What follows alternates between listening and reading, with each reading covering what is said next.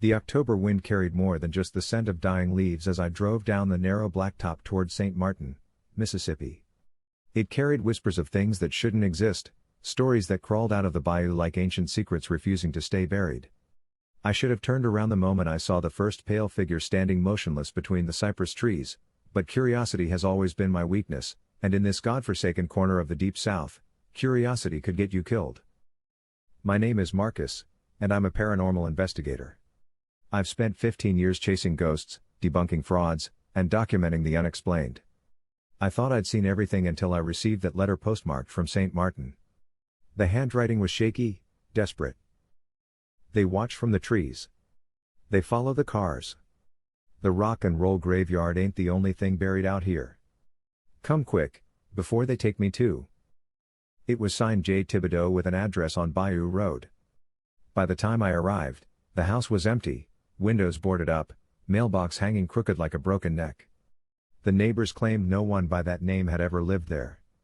But the letter was real, clutched in my sweating palm as I stood on that abandoned porch, and something about this place made my skin crawl in ways that had nothing to do with the oppressive humidity.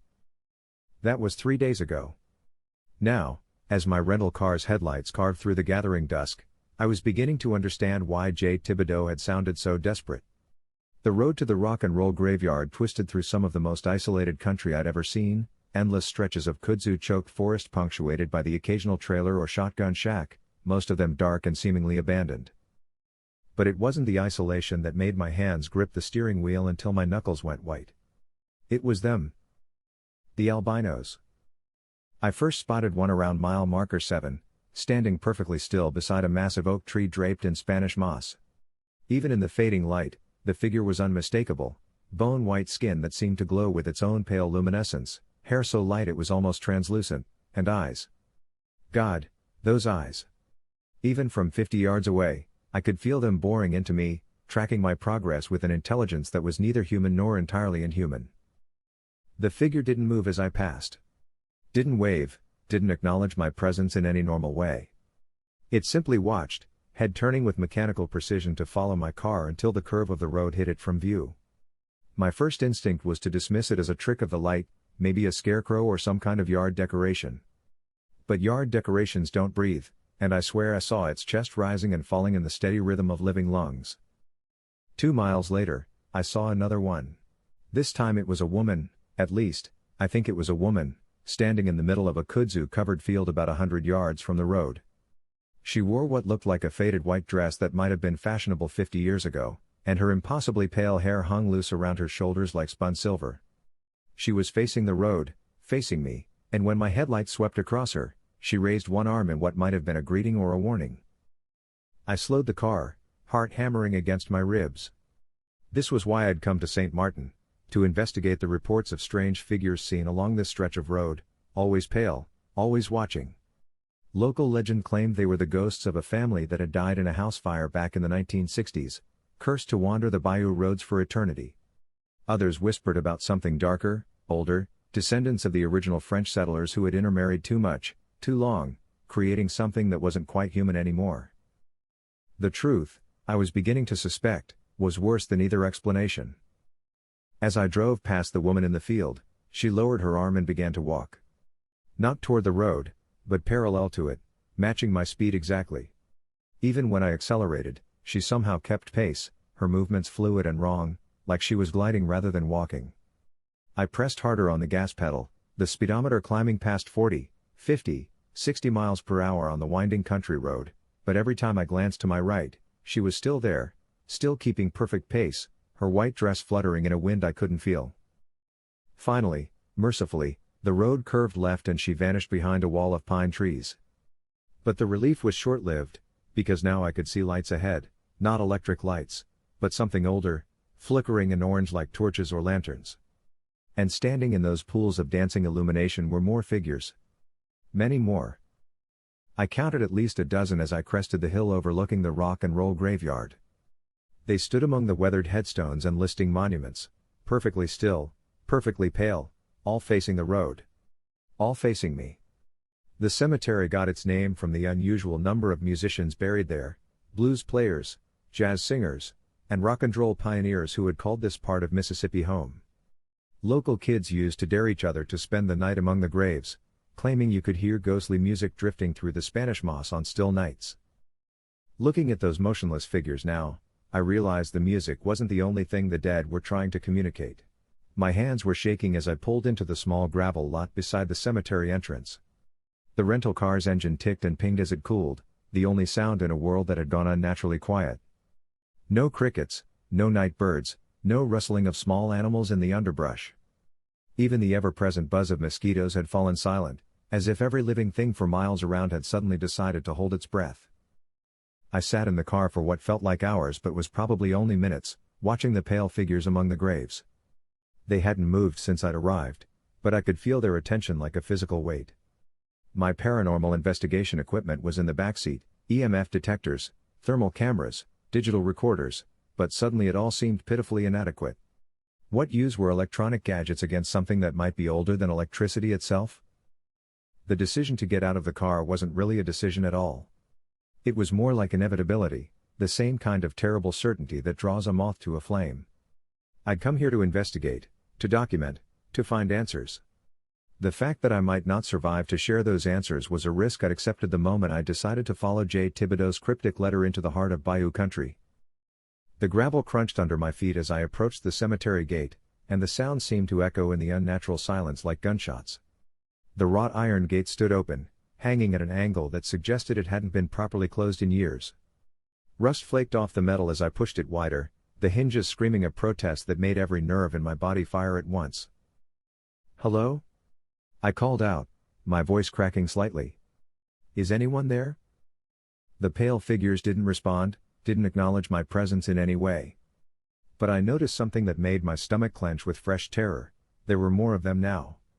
At least 20, maybe 30, scattered throughout the cemetery like a congregation of the damned. They stood beside headstones, beneath drooping tree branches, in the spaces between monuments, all perfectly motionless, all perfectly pale, all watching me with those horrible, intelligent eyes. I forced myself to take another step, then another. My flashlight beam swept across weathered granite and crumbling marble, picking out names and dates worn smooth by decades of Mississippi weather.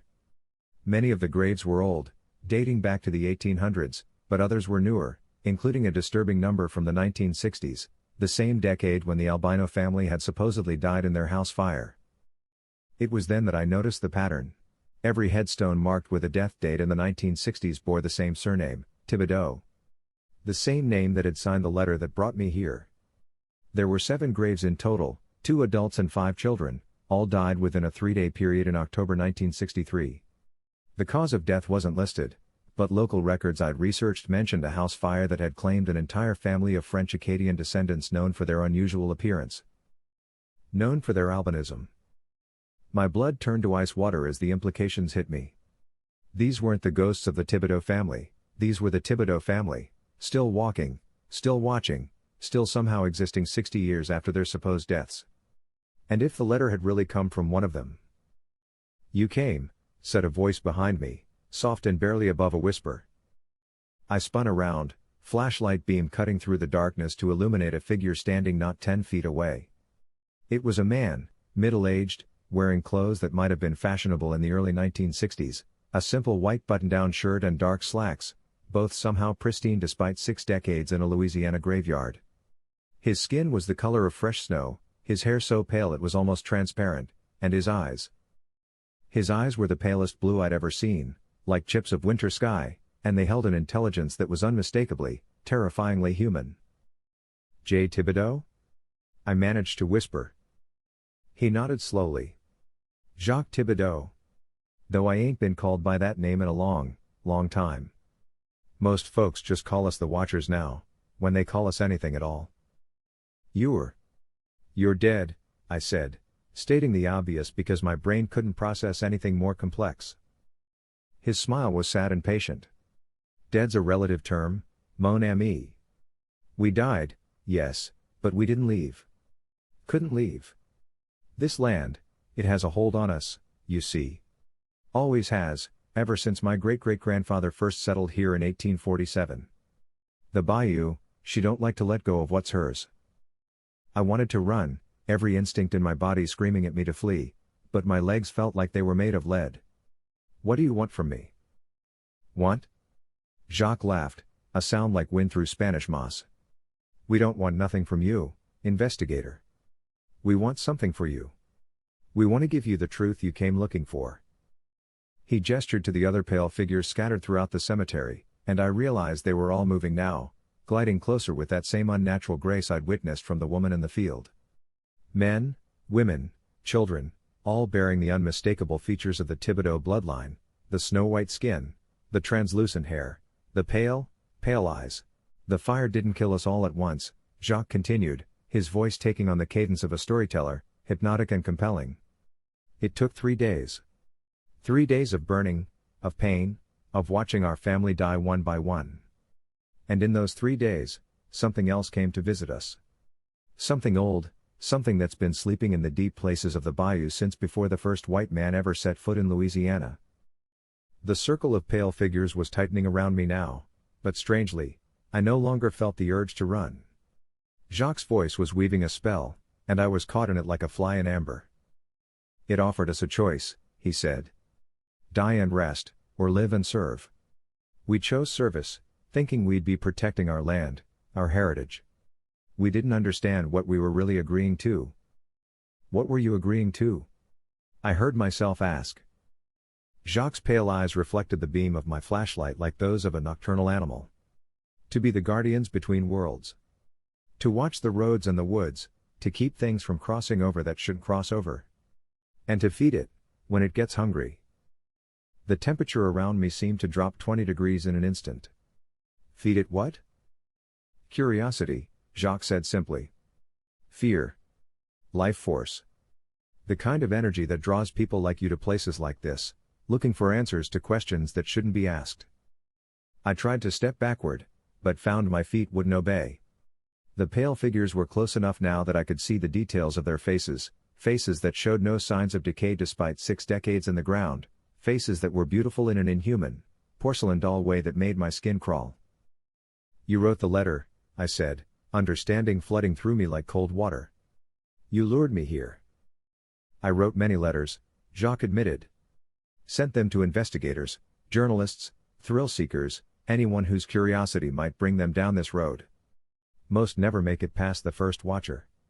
But you drove right through our gauntlet, came straight to the heart of it. That takes a special kind of determination.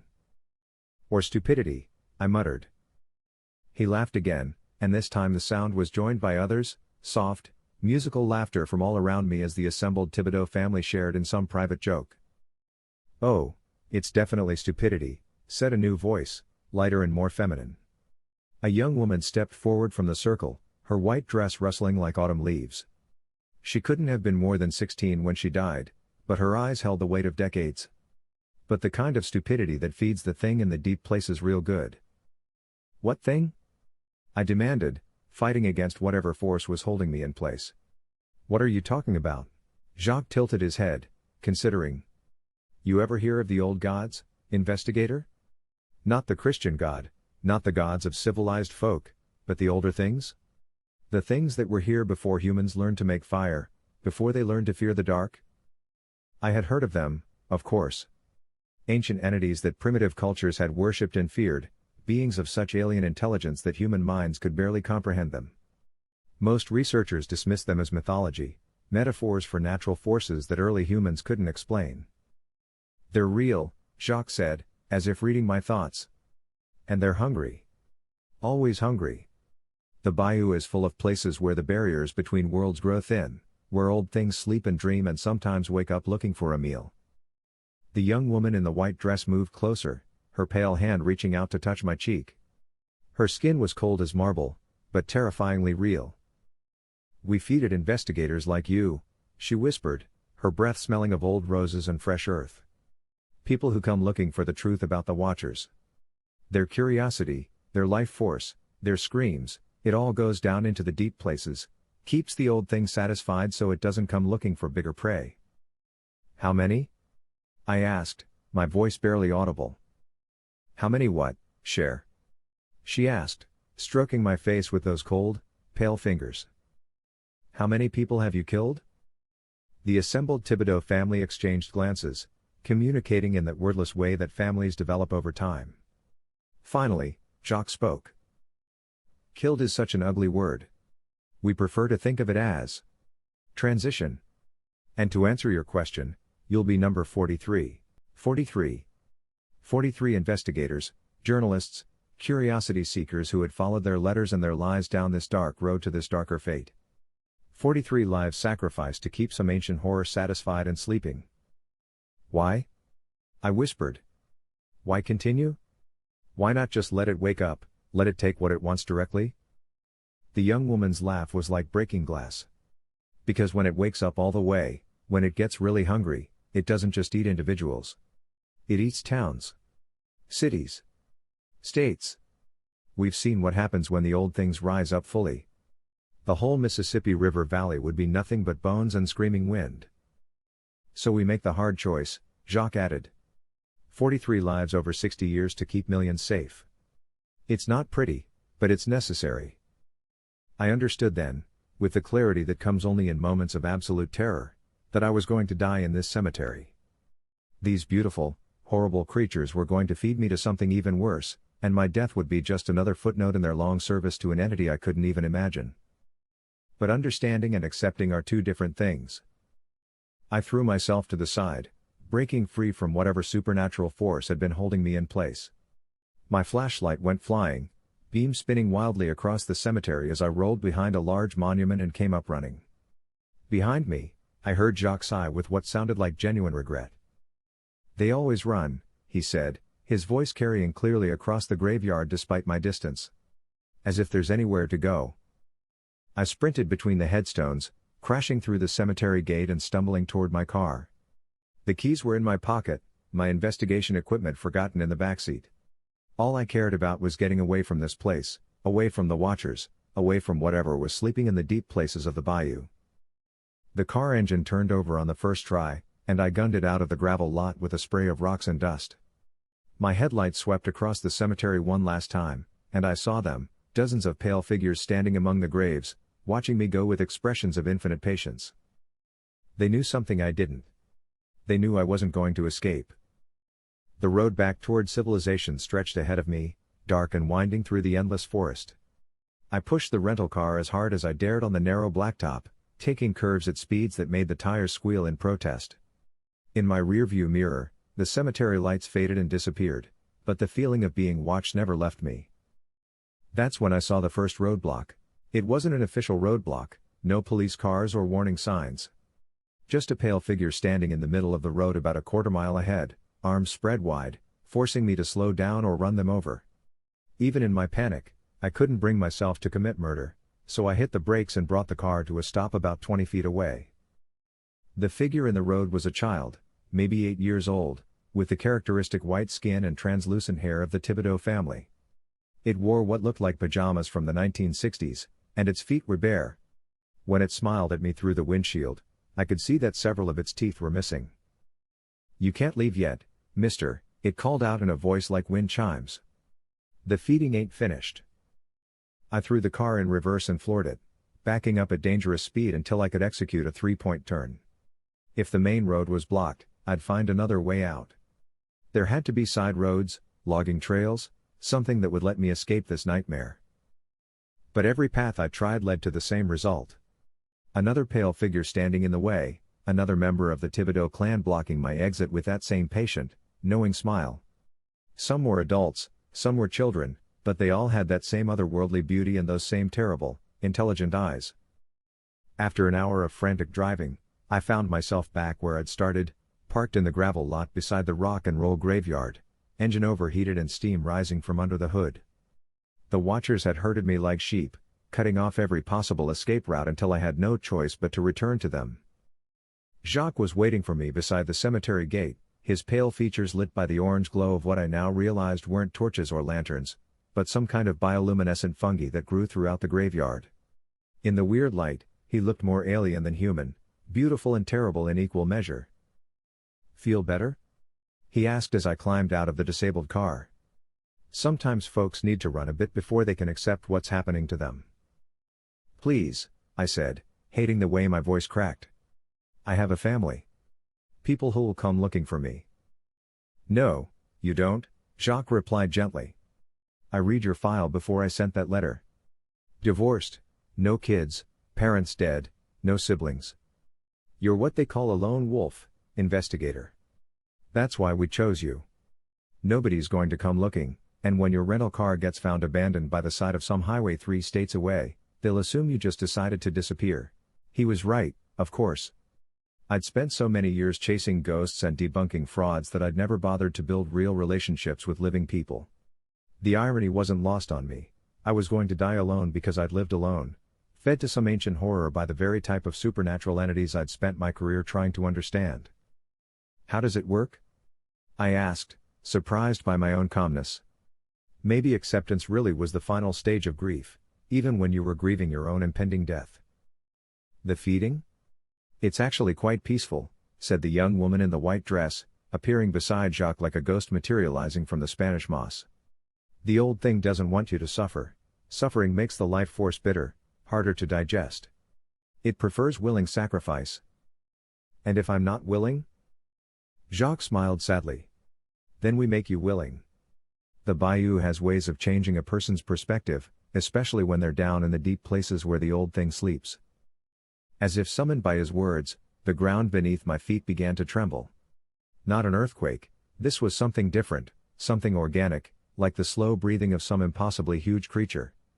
The orange glow from the fungi grew brighter, and I could hear a sound like distant singing rising from somewhere far below. It knows you're here, whispered the young woman. It's been waiting.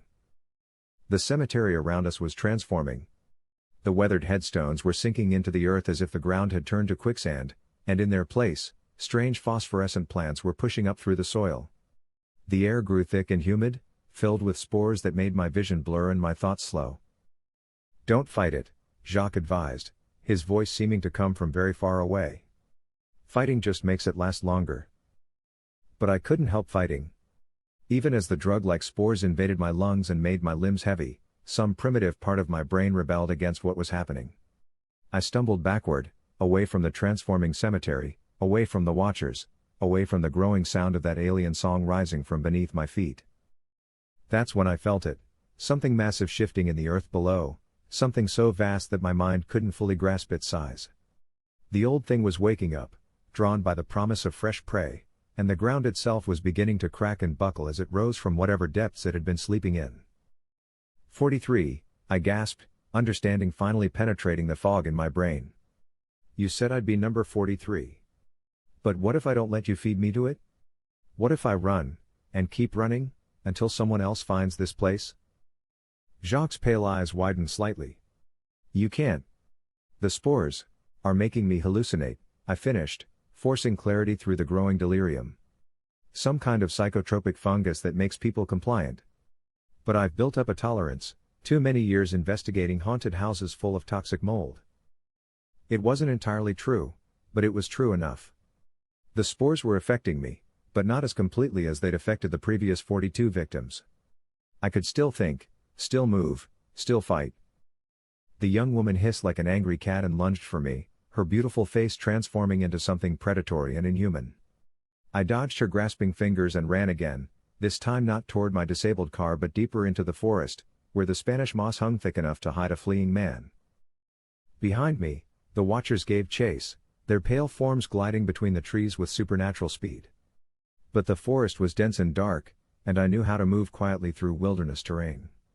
Years of investigating remote locations had taught me how to disappear when necessary. I ran for what felt like hours, pushing through undergrowth that tore at my clothes and skin, splashing across stagnant streams that stank of decay and ancient secrets. The watchers' voices followed me through the darkness, calling out promises and threats in equal measure. You can't escape the bayou, investigator. It knows your scent now, it'll follow you anywhere. Come back and make it easy on yourself.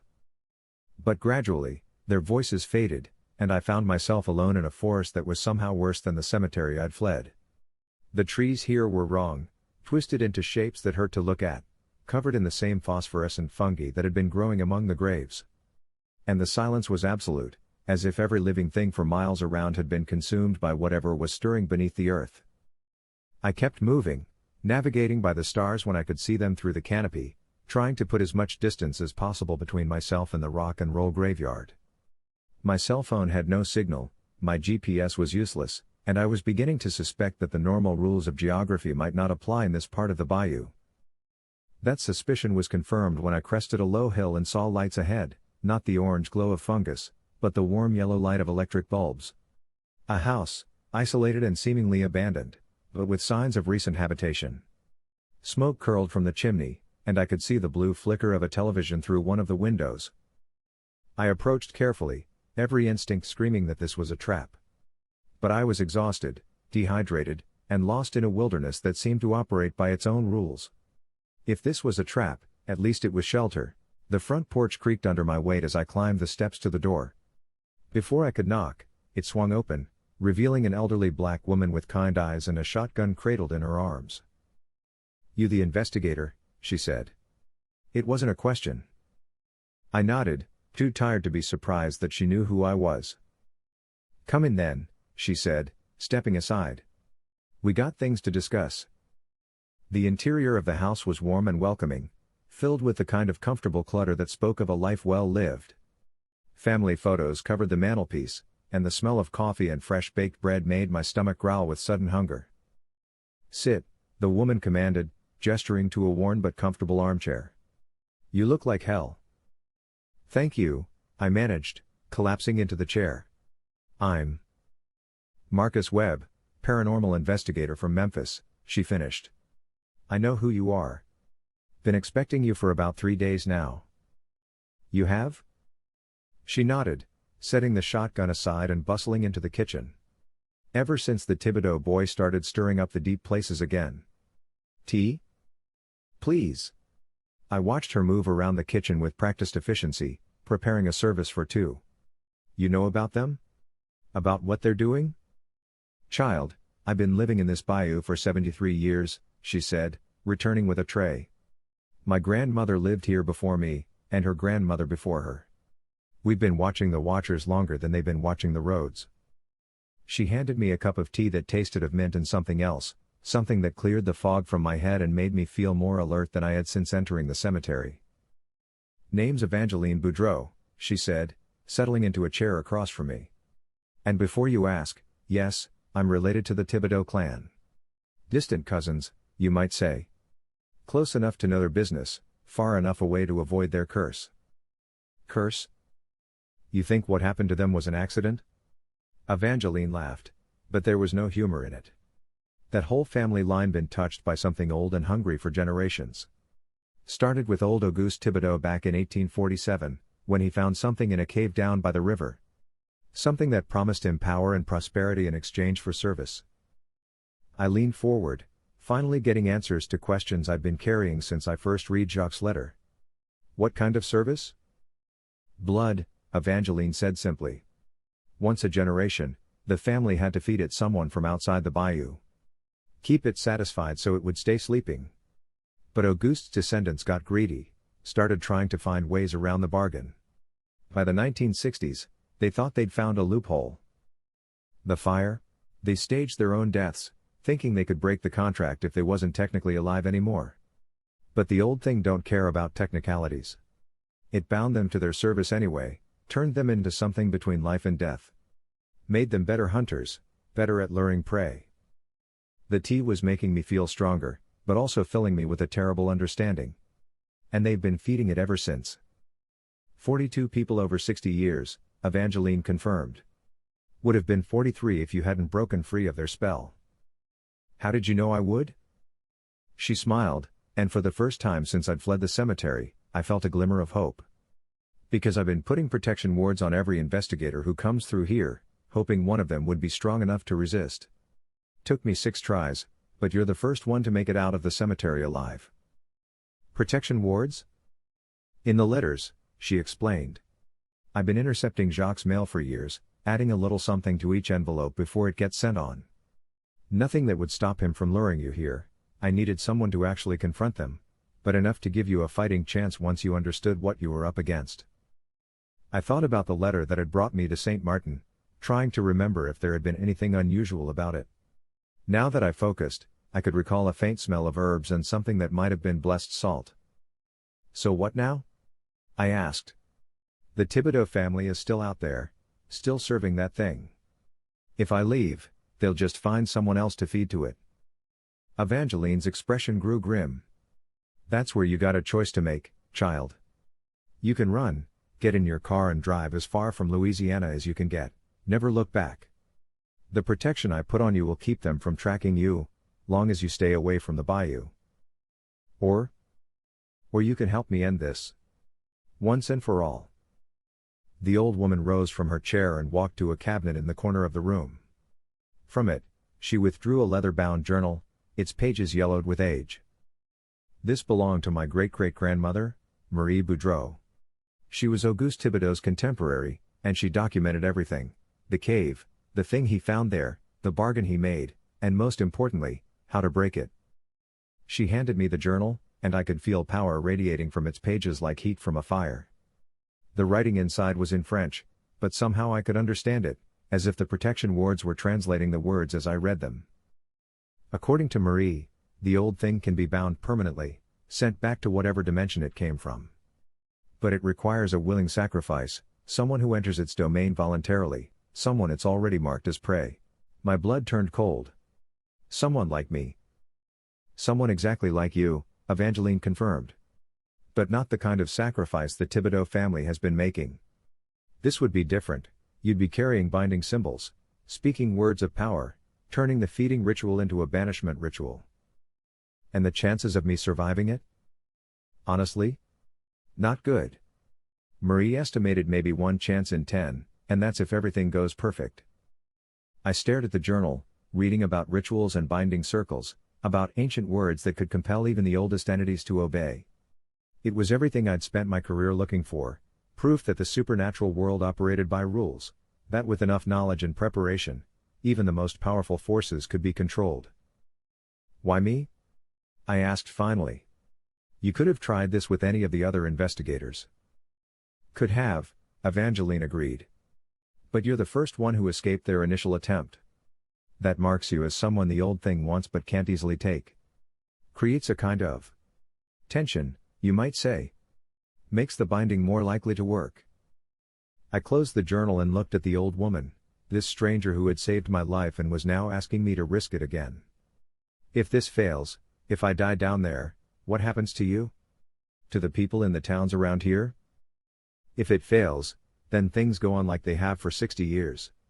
Thibodeau family keeps feeding it investigators and journalists, keeps it satisfied and sleeping. If it succeeds. She shrugged. No more watchers. No more feeding. The old thing goes back where it came from, and the bayou becomes just another swamp. The choice should have been obvious. 1 chance in 10 of survival versus certain death if I did nothing, and the Thibodeau family eventually caught up with me. But the investigator in me, the part that had spent 15 years chasing impossible answers, couldn't resist the ultimate case. What do I need to do? Evangeline smiled, and this time it reached her eyes. First, we prepare. The ritual has to be performed at dawn, when the barriers between worlds are thinnest. That gives us about 4 hours to get you ready. She spent the next 3 hours teaching me words in a language that predated human civilization, showing me how to draw symbols that seemed to move and shift when I wasn't looking directly at them. She painted protective wards on my skin with a mixture of blessed salt, grave dirt, and her own blood, explaining that the markings would hide my true purpose from the old thing until it was too late to stop the ritual. Remember, she said as she worked, the Thibodeau family will try to stop you once they realize what you're doing. They've been serving this thing for over a century, they ain't going to give up easy. What about after? I asked. If this works, if the thing gets banished, what happens to? Hey everyone, thanks so much for listening.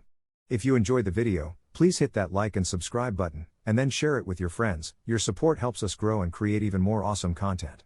We appreciate you being part of the journey.